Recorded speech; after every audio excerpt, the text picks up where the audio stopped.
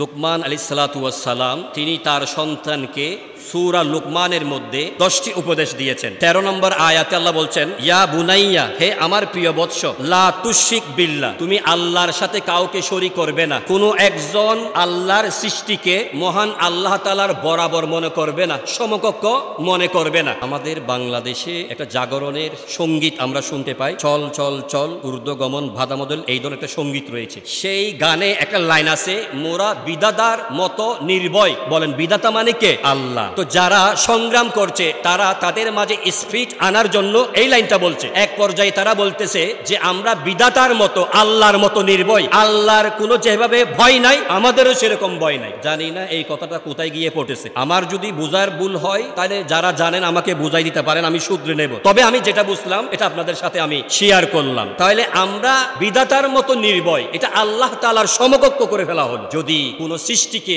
আল্লাহর বরাবর যদি আমরা মনে করি তখন এটা হয়ে যাবে শিরিক। আর আল্লাহ বলছেন, ইন্না শিরকা লাজুলমুন আযীম, নিশ্চয় শিরিক হচ্ছে মহা জুলুম, আল্লাহর প্রতি মহা জুলুম করা। নাউযুবিল্লাহ।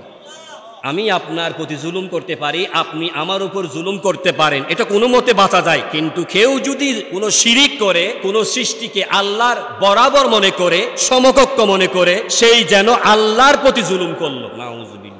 এই নির্দেশ তিনি দিয়েছেন। দ্বিতীয় নম্বর হচ্ছে ওয়াসাইনাল ইনসানা বিওয়ালিদাইহি, তিনি সন্তানদের, ওনার সন্তানকে বলছেন মাতা পিতার প্রতি সৎ ব্যবহার করো। কেননা হামালাতহু উম্মুহু, তোমার মা তোমাকে কষ্ট সহ্য করে 10 মাস 10 দিন পেটের মধ্যে ধারণ করেছেন। সুবহানাল্লাহ।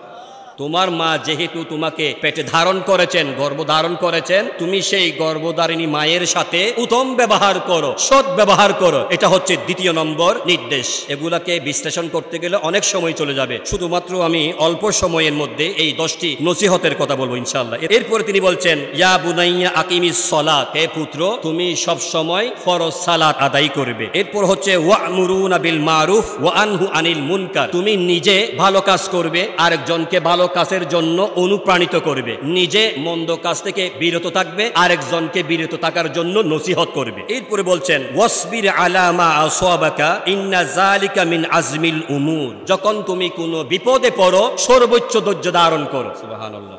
তুমি ধৈর্য এবং নামাজের মাধ্যমে আল্লাহ তাআলার কাছে সাহায্য প্রার্থনা করো। যেভাবে সূরা বাকারায় আল্লাহ বলেছেন, ইয়া আইয়ুহাল্লাযীনা আমানু, ও ঈমানদারগণ, ইস্তাঈনু, আল্লাহর কাছে সাহায্য চাও বিপদে আপদে, বিসসবরি ওয়াস সালাত, দুইটা জিনিস দ্বারা আল্লাহর কাছে সাহায্য চাও, একটা হচ্ছে সালাত আর একটা হচ্ছে ধৈর্য।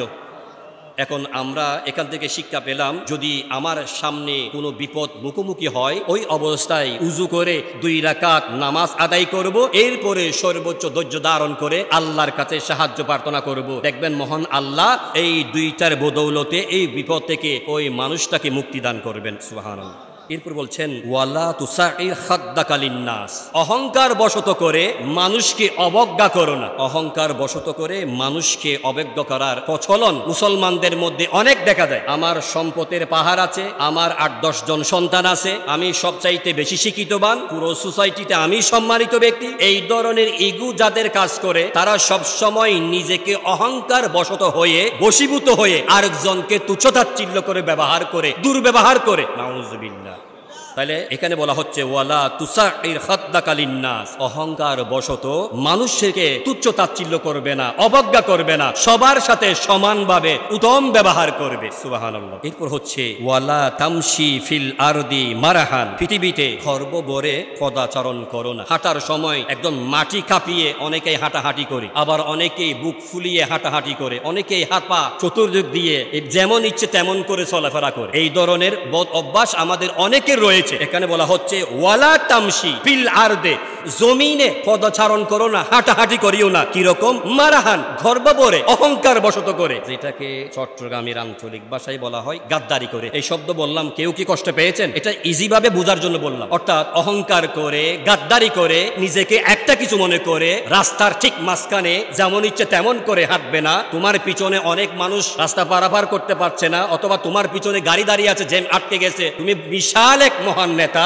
এই ধরনের আচরণ করা থেকে তিনি আমাদের আমাদেরকে বিরত থাকবার জন্য ওয়াজ করেছেন। সুবহানাল্লাহ। এরপরে হচ্ছে ওয়াকসিত ফি মাশইকা, তুমি যখন রাস্তায় চলাফেরা করবে মধ্যপন্থা অবলম্বন করবে। চলাফেরা করার সময় খুবই কঠিনও হবে না, খুবই আবার দুর্বলও হবে না, মিডিয়াম ভাবে মধ্যবর্তী অবস্থায় চলাফেরা করবে। এরপর হচ্ছে ওয়াগদুত মিন সাউতিকা, তোমার কণ্ঠস্বরকে নিচু করবে। কণ্ঠস্বরকে কি করা? নিচু করা। আছে না অনেকেই বাসায় বাবার সাথে বিকট শব্দ করে কথাবার্তা বলি, মায়ের সাথে কথা বলি, আপন চাচার সাথে, মামার সাথে, বড় ভাইয়ের সাথে, যারা মুরব্বী তাদের সাথে কণ্ঠস্বরকে উঁচু করে কথা বলি। যাদের এই বদাভ্যাস রয়েছে এই বিষয় সম্পর্কে বলছেন ওয়াগদুত মিন সাউতিকা, তুমি তোমার কথা বলার সময় কণ্ঠস্বরকে নিচু করো। সুবহানাল্লাহ। এরপরে কি বলছেন জানেন? ইন্না আনকারাল আসওয়াতে লাসাউতুল হামি, যারা বিকট শব্দ করে উচ্চ শব্দ করে কথা বলে মহান আল্লাহ তাদেরকে গাধার সাথে তুলনা করেছেন। বলেন নাউজুবিল্লাহ।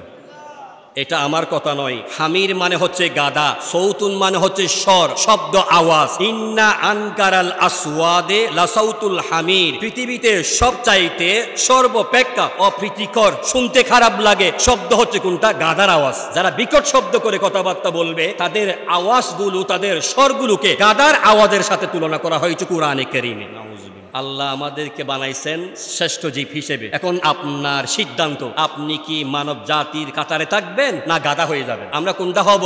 মানব জাতি, যেটা আল্লাহ আমাদেরকে নিয়ামত দিয়েছেন এটার উপর থাকার জন্য চেষ্টা করব। কি বলেন ইনশাআল্লাহ?